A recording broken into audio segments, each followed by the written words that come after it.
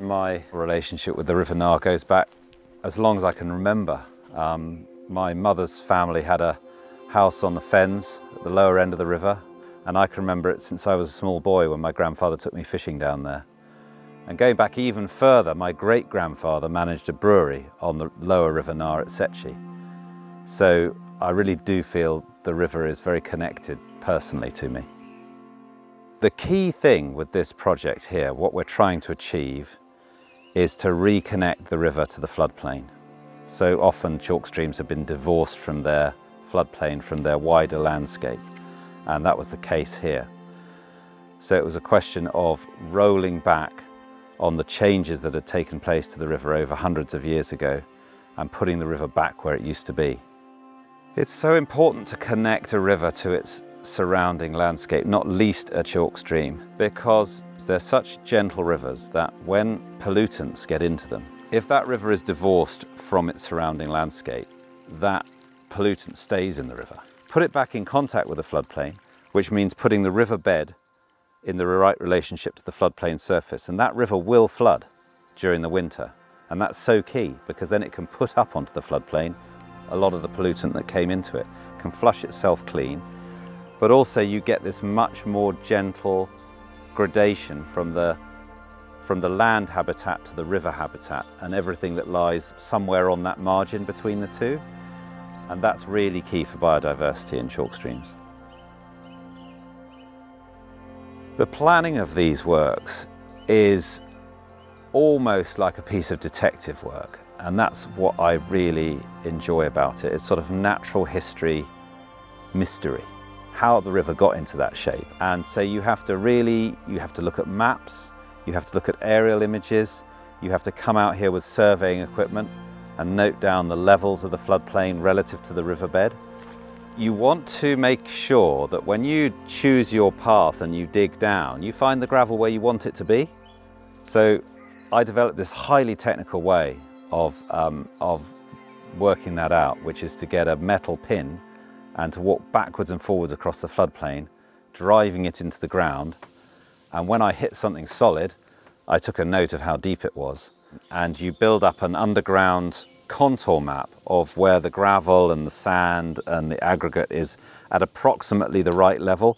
And that's your working corridor, which I drew on a map. But then you've got to put a meandering channel, or in the case of this project, actually meandering channels down that corridor with the right meander pattern, which you've deduced from all this forensic work you've done into looking at the old meanders that used to exist before we changed the river so much. So I got a bit of fly line, and to scale, I marked it with black dots with a marker pen every 35 meters in the case of this river, which was where you had your inflection points between one meander and the next. And then I put the fly line on my piece of paper and I sellotaped it down, and then I put a bend in it, and then I put another bit of tape down until I had what looked to me like a natural channel. And I spend a lot of time on Google Earth looking at natural chalk streams, and you can kind of see when it looks right. And that's how I got that meandering pattern, and that's when we started digging.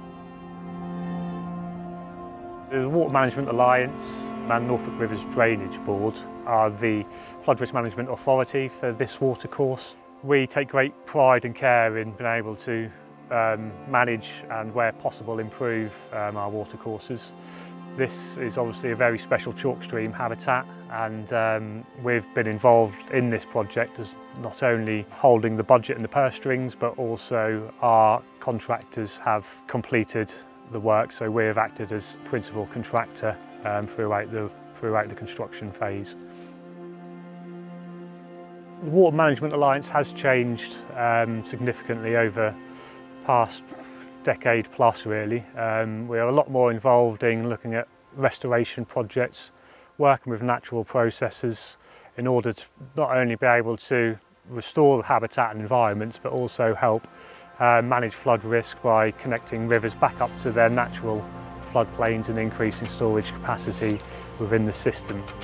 Here on the River Nar, we look after the river, which is 25 kilometres in length upstream of Narborough. It's really important chalk stream habitat, and that whole length is designated SSSI for how important the habitat is. So we do take great sort of pride really in looking after that habitat, but not only managing it, but looking to improve it where we can. So we've moved away from a maintenance emphasis to improvement and restoration.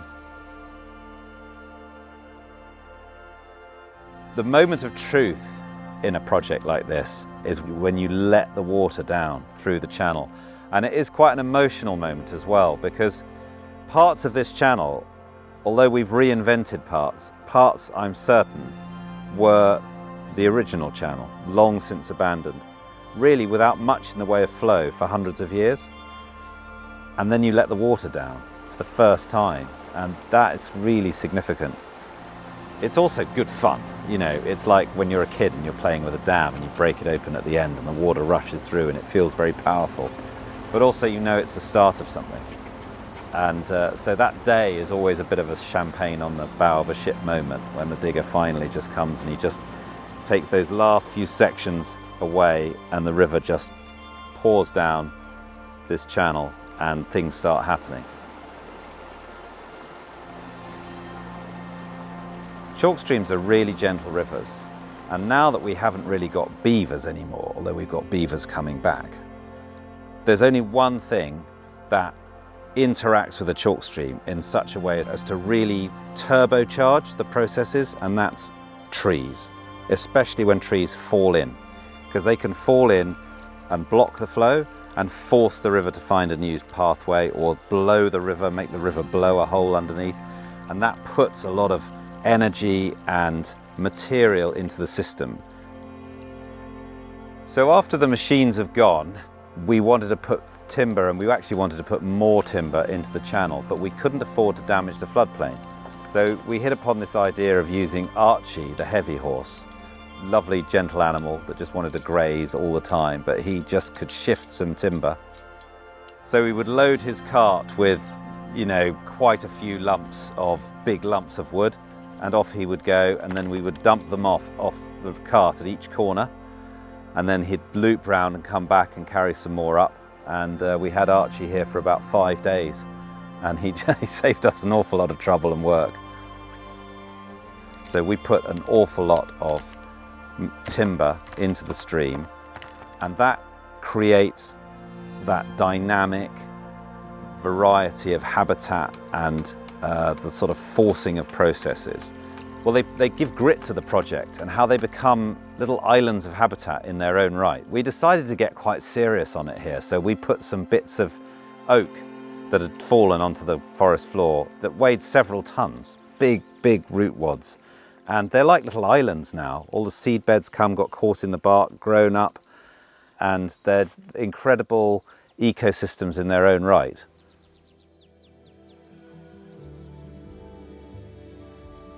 But you go away and you've really only just started the process.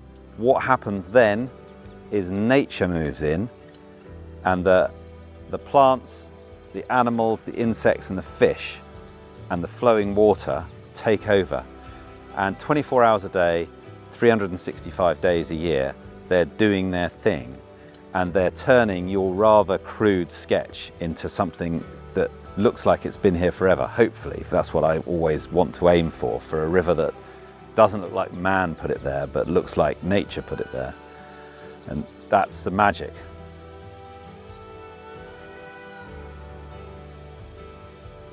The thing I'm always told about with river projects is you've got to monitor them, and you've got to assess what they've actually achieved. So we've got 5 years of monitoring, which the Norfolk River Trust are doing for us. And already that's giving us some really encouraging results. The most key to my mind, perhaps because I'm a fisherman, but the fish community, the trout community, is showing all size classes. So we've now got lots and lots of young fish, and we've got a handful of really big fish that have all kind of voted with their fins and taken up residence in this area. I also, coming at it from a sort of artist's point of view, sometimes I think, I don't need to monitor it. I can see whether it looks good or not. You know, if I look at a river, I know whether it's right or whether it isn't. There are parts of this project where I walk up and I think, yeah, we've got that right, and nature is now going to take over. I think this kind of work, putting the river back where it belongs in the floodplain and giving it the shape that the river wants to have and unleashing those natural forces is really, really key in river restoration. And I feel it's kind of this idea of process-based river restoration, where we as practitioners do what we need to do to then unleash those forces, the ecological engineers.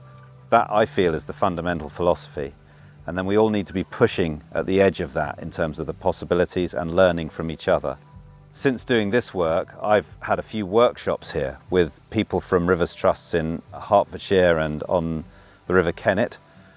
They're going away now to plan their own projects along these lines. And I'm really looking forward in a year or two time to go and see what they've done and bring that knowledge back here to Norfolk to get stuck into the next chalk stream project.